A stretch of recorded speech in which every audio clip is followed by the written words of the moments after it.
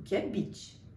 Beat, escrito desse jeito no inglês, quer dizer pulsação ou batida, mas em roteiro ele tem 3 possíveis definições. A primeira delas, e a mais simples, é de pausa. Quando você vê essa palavra escrita no meio de um roteiro, numa rubrica ou no meio de um diálogo desse jeito, é porque a autora está pedindo para a atriz que for fazer ou para a diretora que está dirigindo uma pausa. É um momento em que a personagem precisa passar por uma mudança emocional. Eu particularmente prefiro escrever em português, quando eu estou escrevendo em português, pausa mesmo. Ou escrever uma ação que dê o tempo da pausa. Mas é aceito e é compreendido quando você escreve beat. Um exemplo disso seria assim: interior, restaurante, noite. Personagem A e personagem B jantam à luz de velas. Personagem A olha para personagem B e diz: eu preciso te dizer uma coisa, beat.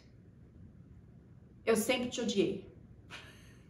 Cena péssima, mas o exemplo tá aí, deu para entender. Vamos para a segunda definição do que é beat dentro do universo da dramaturgia. Beat é a menor unidade de ação dramática numa história.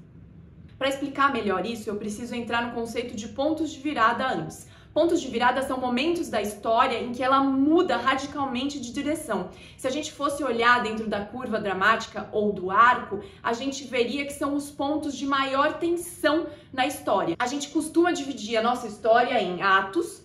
Os nossos atos, que são os movimentos entre os maiores pontos de virada da história, em sequências, as nossas sequências em cenas e as nossas cenas em beats. Quer dizer que tudo que acontece numa cena é um beat? Não, nem tudo que acontece numa cena é um beat. Vamos voltar para a nossa definição de ponto de virada. Um beat numa cena é um momento em que a cena muda de direção. Todos os pontos de virada são beats, mas nem todos os beats são pontos de virada.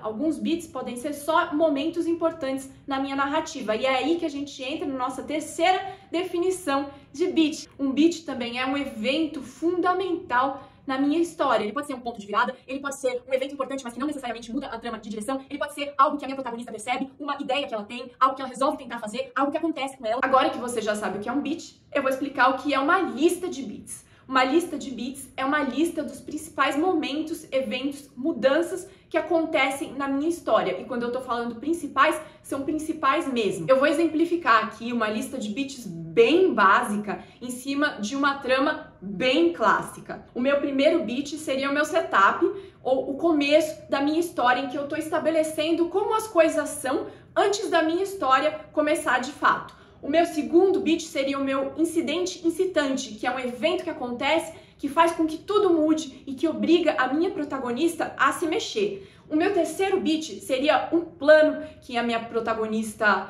inventa para tentar conseguir o que ela passa a querer a partir do incidente incitante. O meu quarto beat seria a crise. A minha protagonista tentou e dá tudo muito errado.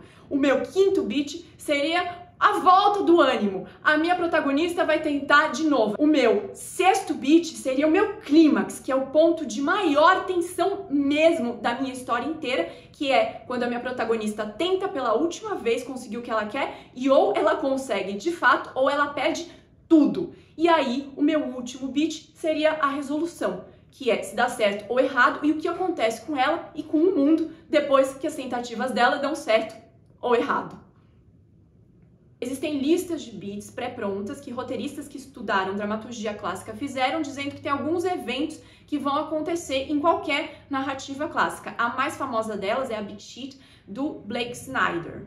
Elas são bastante fáceis de encontrar por aí. Eu recomendo usar para estudar, de repente, dar uma olhada, ver se te serve, se não te serve, mas cuidado, com muita cautela, para o seu filme, para a sua história não ficar engessado numa lista pré-pronta. Essa semi-história que eu contei aqui, por exemplo, é só para te ajudar a entender como funcionam os beats.